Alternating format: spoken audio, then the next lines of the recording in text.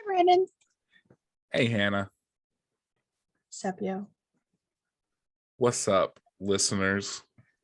Listeners. I'm a little upset that we don't have a name for our listeners yet. I know. We're not terribly imaginative. Yeah, but it can't be if it was something really corny though, I would hate it.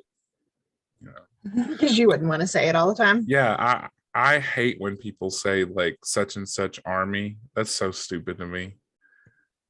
It's like the dumbest thing. Yeah. Like, We'll all figure it right, out. GhostWritten army. Like, no, that's stupid. Look up some really obscure paranormal references. Maybe we'll Start calling them. maybe we'll take a poll on Facebook or something and see what people say. Like, what do you want to call yourselves? Those of you that listen to us. Also, welcome to GhostWritten. Oh yeah, we're a podcast. We're GhostWritten. How's everyone doing today? Hannah's hungover. It's Sunday though, to be fair. We're recording on Sunday. That's true for once. I'm hungover on a Sunday. Yeah, I know. Brandon texted me, he's like, you want to record today? And I was like, oh fuck, what's happening? Wow. I mean, that's true Just though. Saying. That's true though. Brandon's usually like, can we record the day before we put the episode out? Like, yeah, sure, buddy. It's just more work for you. I just, sometimes I have busy weekends, this is one where I don't. So just chilling I'll today. take what I can get. It's fine.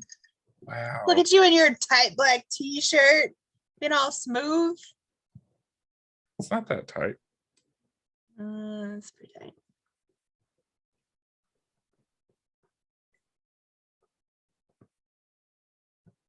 Why don't we poll the fans? Well, we could, but the only people that can see you in your tight black t-shirt are patrons. So. Well, I'm pretty sure we could get a majority there. What up, patrons? Join Patreon to see Brandon in his tight black t-shirt. Join Patreon to tell me if my shirt's too tight, please. I didn't say too tight. I just said it was a tight black t-shirt. Okay, but typically if someone says something is tight, they're implying that it's too tight. Like, have you ever been like, these pants are tight, but it's fine? Yeah, it was me last night. It's fine. Oh Lord. Or do you mean tight like in the sense of it looks good? I do not use the slang of the like, youth. Ooh, that shirt is tight. Usually half of the conversations between Brandon and his husband, I'm like, I don't know what you're saying. I just smile and nod. Because we speak in gay sometimes. So it's like, well, Bradley also speaks in youth. So yeah. Is he I don't know if he is technically a millennial or a Zoomer. I don't know. Either way, he uses way too much slang. And I'm like, he also likes to do the thing where he makes up his own words. So that's true. Yeah. You never know. Smile and nod. Just use your best guess. Yeah. Okay.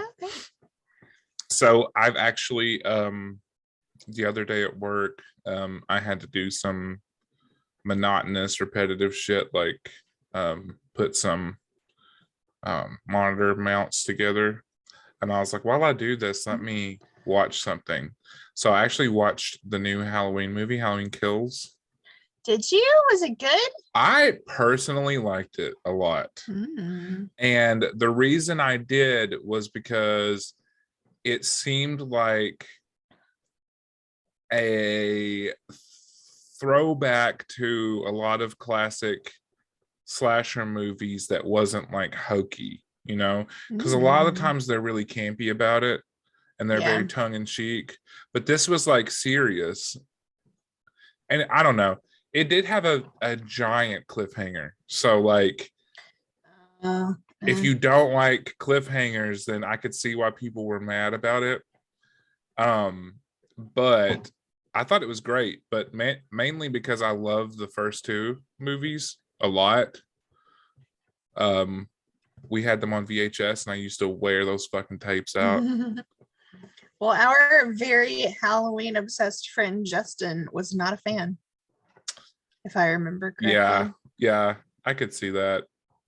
I mean, it was very divisive, but I liked it. He did say that the new Scream was good, though, so I'm excited. I've heard that as well. I'm just not really that harsh on movies a lot of the time, and that's why I always reserve my own judgment, because a lot of times when people hate a movie, I'm just like, okay, it wasn't the best, but that's fine. I don't think it was terrible. The new Matrix, though, no. You didn't like it? That's what I've heard. Yeah. No. That's sad. You can, if you really just want to watch Keanu Reeves, just turn it on and mute it and watch him and do something else. But I don't know. It was a fucking 3-hour long movie, and I just felt like nothing happened. Yeah, I've heard that.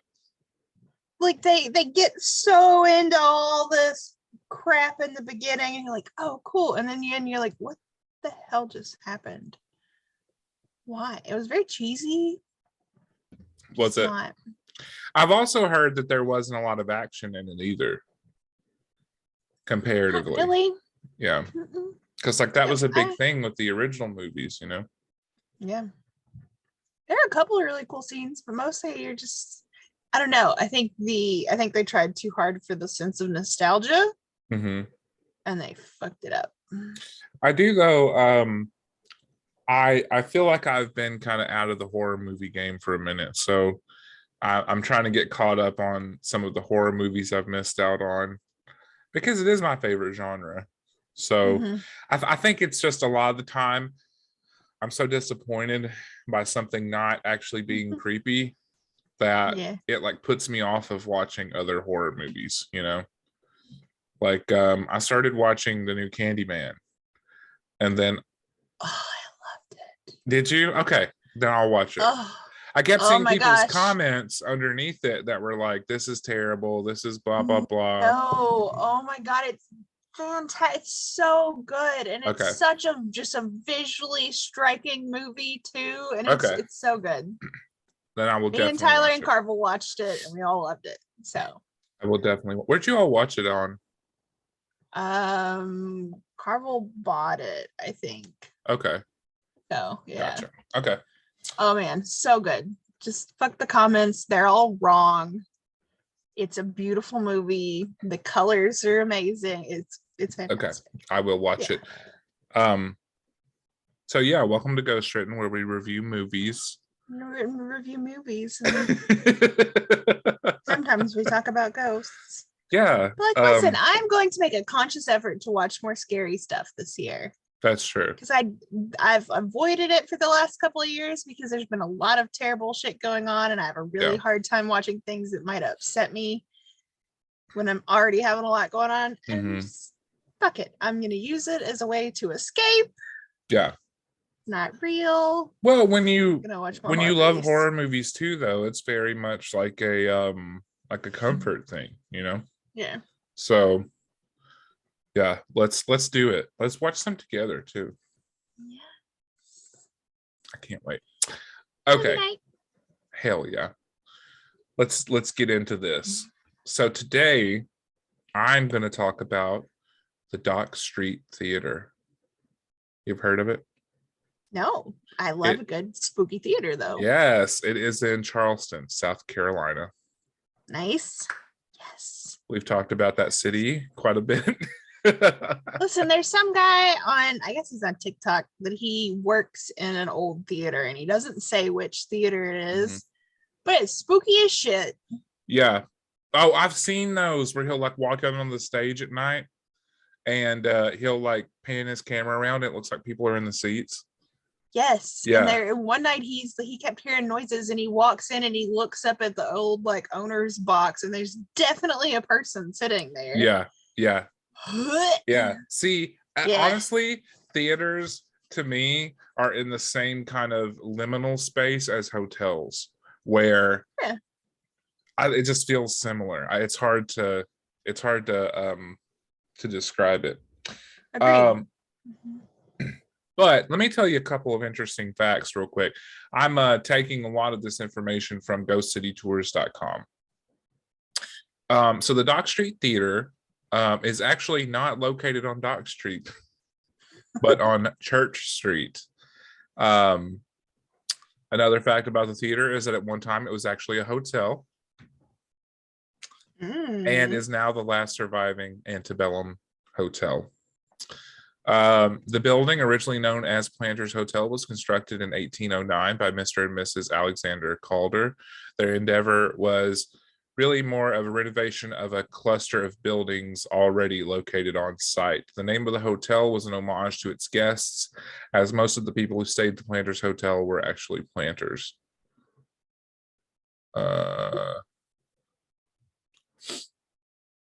During the It seems like I cop out on the name.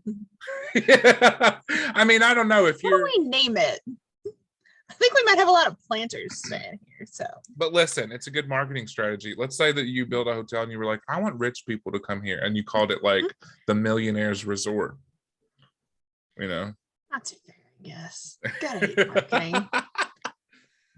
During the horse racing season, the planters from the Midlands of South Carolina would journey into the city to catch the races. After the races, many of the planters were too tired to trek back home or otherwise unable to travel the distance. And so they needed a place to stay.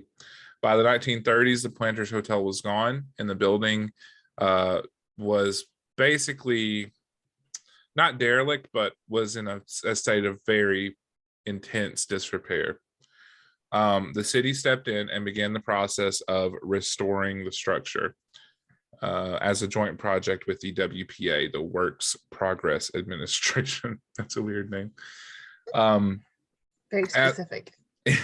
As construction began, an additional structure was added behind the hotel, featuring both a stage and an auditorium. As for the theater's name, it was taken from a theater from the 1730s that once stood on Dock Street, which is now Queen Street.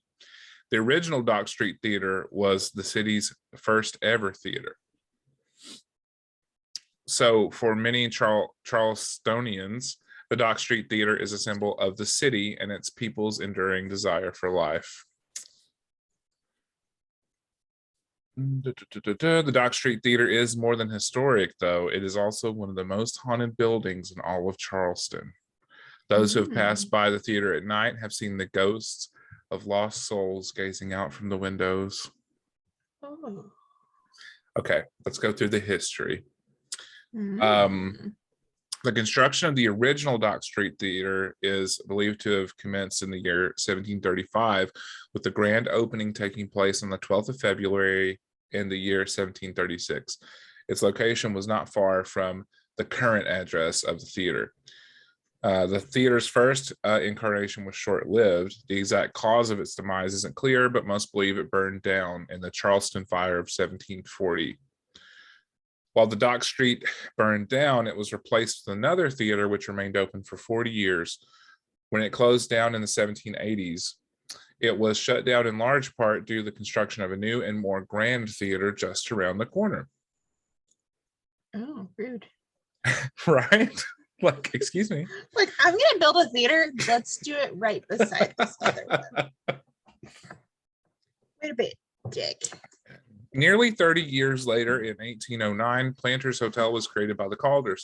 The building would go through another round of renovations just a little over 25 years later in 1835. It was during this renovation the building received its enduring style. After the work of 1835 had been completed, the Planters Hotel became known as one of the preeminent hotels in all of Charleston. During the glory days of the Planters Hotel, it was known to play host to theater groups. One of the actors of these theater troupes was a name that may sound a little familiar. Junius Brutus Booth. This Booth was the father of John Wilkes Booth. That's why I named him John Wilkes Booth, because his name is fucking Junius. It's like, listen, my parents hated me. We're not gonna do the same thing to you, kid. What if he named him Johnnius? Johnnius and Junius. One popular story about the elder Booth occurred during his stay at the Planters Hotel around 1838. The events of the story are like this. One night after a performance, when for unknown reasons Booth became enraged, he attacked the hotel's manager and almost killed him. So, like father, like son, I guess. This is explaining a lot about John Wilkes Booth. This successful time period would be succeeded by a calamity of unfortunate events. First, the Civil War. And then after the war, the once luxurious hotel became a victim of the city's economy. The neglected hotel faced further damage as a result of the devastating 1886 Charleston earthquake. The needs of the building had become too great for any one man in Charleston to take on, and without the slightest bit of hope, the people of Charleston were forced to turn a blind eye to the once great hotel as it was left to decay. The building that housed the Planters Hotel was left abandoned for a long time, about 50 years. But in the mid 1930s, the good old WPA announced their intentions to renovate the condemned structure formerly known as the Planters Hotel. The first step in restoring not just the building but Charleston's economy was for the city to hire new workers for the massive undertaking. While the outside of the building was brought back to life, the building was not to become a hotel again. The building was being reborn into a theater, and bearing Charleston's history in mind, the name of its first theater was revived. So that kind of explains the whole. And you know what, though?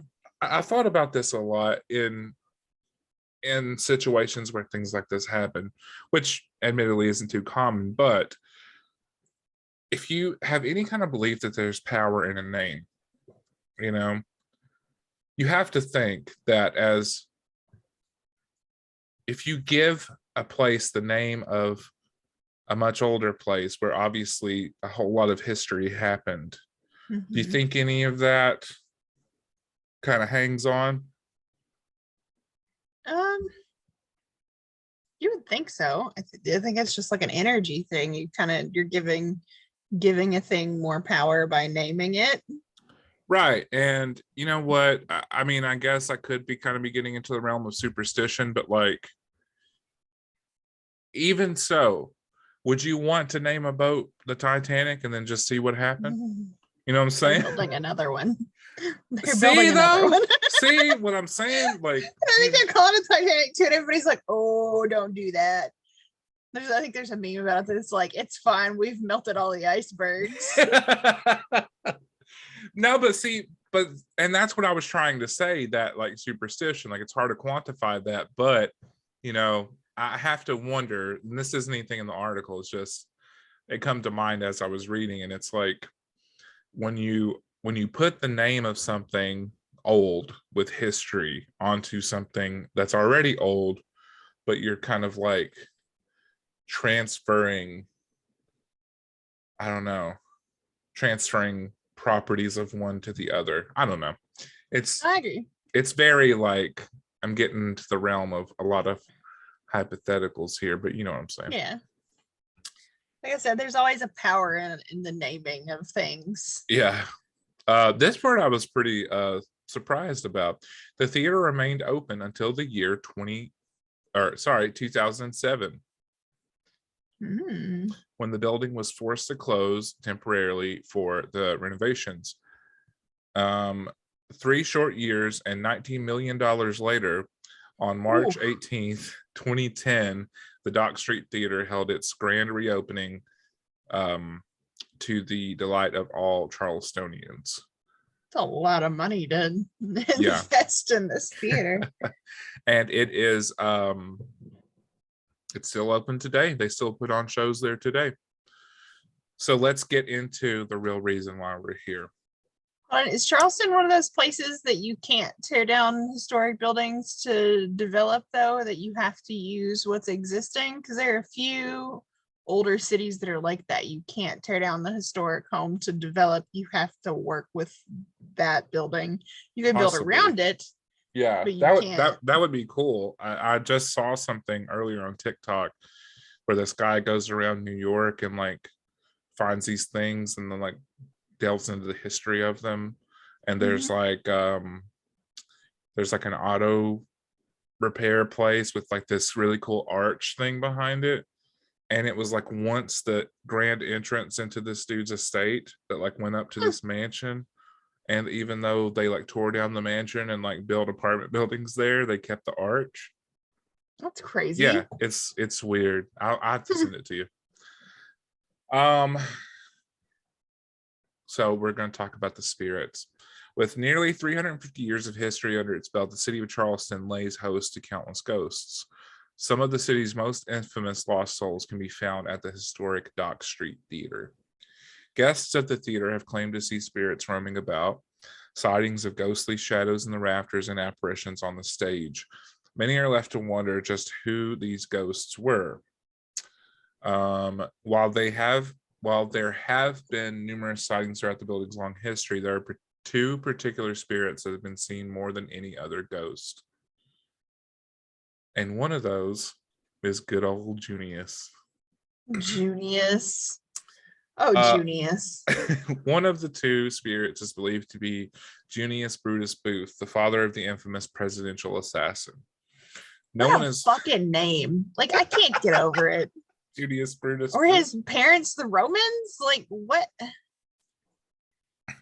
Where? Junius. Why? Junius Brutus. Yeah, it's a lot. That poor kid. No one's quite sure why his ghost is haunting the Dock Street Theater. Wow, I forgot about this part apparently. As he was not even in Charleston at the time of his passing, he was miles away in Louisville, Kentucky. Oh. Nice. Huh. And aside from performing at the former hotel with his theater troupe and the rumor that he tried to kill the manager, he doesn't really have any strong ties to the building. But logic and facts aside, it is possible that the ghost of Junius Booth is indeed haunting the theater. However, it is more plausible that it is the ghost of another lost soul, maybe another actor unwilling to leave the spotlight of the stage. Can you imagine haunting a place and everybody just saying it's not you? Yeah. Claiming you're somebody else? Wouldn't it be? That's why there's still a ghost there. They're like, fuck you, I'm not that asshole. It would be even more ironic too if it was like an actor who was, or like an actor who was like a failed actor and he just wanted to be well known. And then he's forever known by somebody else's name. In the afterlife. The afterlife. The most frequently spotted ghost at the Dock Street Theater is Nettie. Some claim that her full name was Nettie Dickerson, while others believe she was nameless and thusly dubbed Nettie by the locals. Nettie lived in Charleston during the 1800s and could usually be found at the Planters Hotel. She was not a guest nor a member of the staff per se, but you see, Nettie was a bit of a freelancer. Her occupation, well, it was the world's oldest profession. She was a hooker. Sex worker. Yeah. Wow, let's just be insensitive about it. I like the term hooker. I like it. I always thought hooker was like in True Blood when Lafayette like uses as a term of endearment for his cousin Tara. He's like, "What's you doing, hooker?" Like I always was like, "Please call me that." Like if he called me that, I would die. It's my favorite character in the whole I know. show. I love him so much. The ghost of Nettie can be seen gliding around aimless throughout the Dock Street Theater. Some of those who've caught a glimpse of Nettie claim that she wore a tattered yet vibrantly colored red dress. But how did Nettie come to haunt the Dock Street Theater? We're gonna go into her backstory a little bit. During the Planters' heyday, the hotel was a place where the wealthy men of Charleston would congregate. It was a place where they were free to drink copious amounts of alcohol, gamble away a small fortune, and engage in extramarital affairs. Like you do. One of the ladies of the night was the 25-year-old Nettie. It's believed that young Nettie was a country girl who dreamed of the city life and arrived in Charleston sometime in the early 1840s. Aside from Nettie's age, her social status was also a factor. Back in the day, it was very uncommon for people to marry beneath their class. This was especially so in Charleston. Sorry, I was drinking a soda and I had to burp and I didn't want to do it into the mic. You should just do it right into the mic for sure. And while many of the men of Charleston were taken with Nettie's beauty, they were only interested in lust.